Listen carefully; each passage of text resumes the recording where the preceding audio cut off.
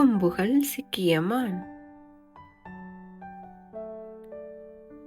ஒரு காட்டுல நிறைய விலங்குகள் வாழ்ந்து வந்தது. அந்த காட்டுல ஒரு மான் கூட்டம் ஒரு ஓரத்துல வசித்து வந்தது.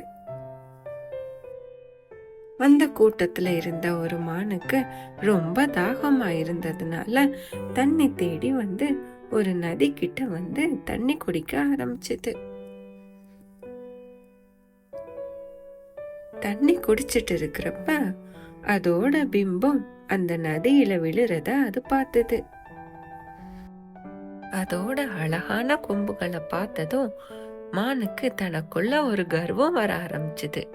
அந்த கொம்புகள் தான் அந்த மானோட வலிமை என்றும் அதுதான் தன்னோட பெருமை என்றும் நினைத்தது.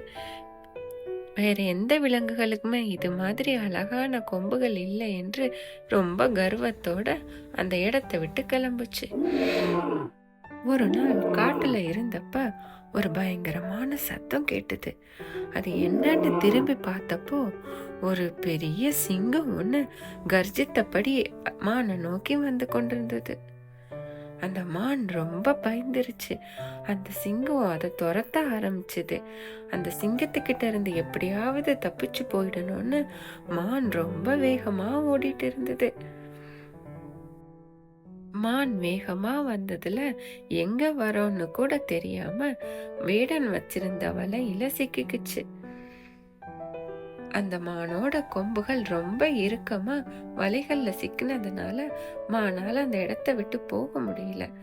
அது ரொம்ப போராடி கடைசியில அது கால்களால அந்த வலைய கொஞ்சம் கொஞ்சமா நகர்த்தி அந்த வலையில இருந்து ஒரு வழியா தப்பிச்சு ஓட ஆரம்பிச்சது.